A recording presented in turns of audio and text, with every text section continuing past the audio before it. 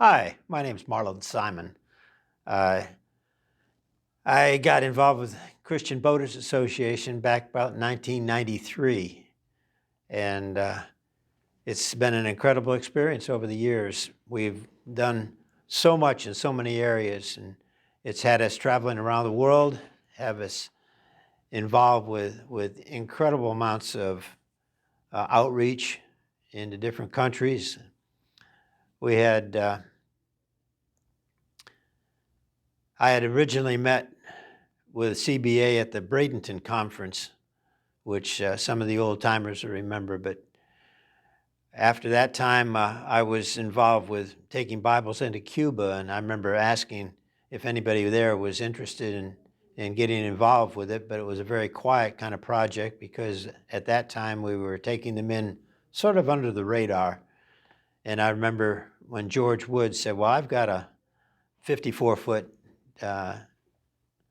sailboat, and I'd love to be able to help you out. And the end result of all that was that we took 5 different trips into Cuba. And the last trip we made, we took in 100,000 Bibles. And the KGB detained us for 6 or 7 days, I guess, there because they didn't like what we were doing. And we had some real experiences with that time. At the end of about 7 days, we were waiting to try and find out how we could unload because they were resisting what we had brought in.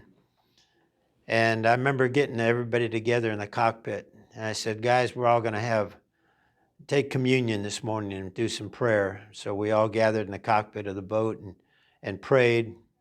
And as we did, a white dove, which you never see in Cuba, you see the buzzards and all that stuff coming down, but a white dove landed on the bow of the boat and then flew over right in front of the boat and just sat there in front of the boat. And we had just finished taking communion, and we're just praising God that it was an answer to prayer. But along with that, a couple minutes later, in came 2 trucks and totally unloaded all 100,000 Bibles. And it was one of those incredible experiences that you almost have to be there to understand and know. Later on, we had the opportunity to take in another 84,000 Bibles, but we couldn't do it. And I had been given a 58-foot ferro-cement boat, and we had worked a year on getting that prepared to be able to use for ministry. And we were just finishing up that boat when Rusty Thomas gave me a call and said, I've got a 80-foot ship that you could take those Bibles down. I heard what you were doing, but he said it's going to need some work on it. It's been sitting there for 8 years. And I said, okay, what's it going to cost to get it up in shape? He said, about $4,000. And just that next day, I had to go to the office where the Bibles were located. And I said, hey, guys, I got an opportunity to take this ship and refurbish it and be able to take even a bigger load to Mexico, because we were taking the Bibles to Mexico and letting the brothers over there take them into Cuba. And they said, you won't believe this. They said, we have a check here for you for $4,000 we are going to give to you to be able to take in the sailboat. And long story short is I went to Savannah, ended up taking a look at this 80-footer, and a guy named John Sasser, who is now president of the Christian Boaters, came over there and just showed up on the ship and said, I understand, I know what you're doing, and you need to get some work on this ship. And I said, yeah. And he said, well, just start untying the lines. He said, I'll be right back to tow you over to my docks. I had no idea where his dock was located. I had no idea he had a railway. I had no idea of his background or anything. So we started untying the lines, and sure enough, within about 10 minutes, he was over there with a shrimp boat tied alongside. We untied the Caroline Sea, took it over to his dock, ended up working on it.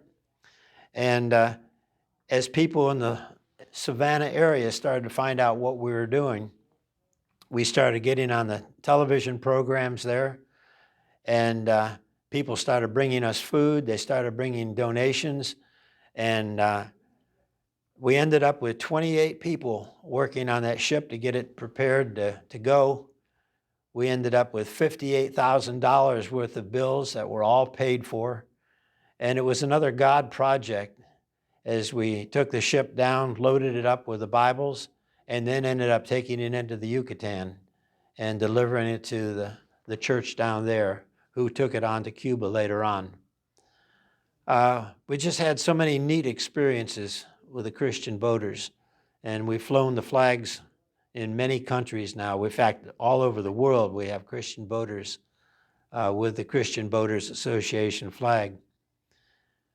But it's been an interesting experience over the many years as we've ministered in Nicaragua and Honduras and Belize and Peru and Cuba, the Bahamas and the Fiji Islands, in New Zealand, Mexico, you name it. We've been all over the areas around here over the many years.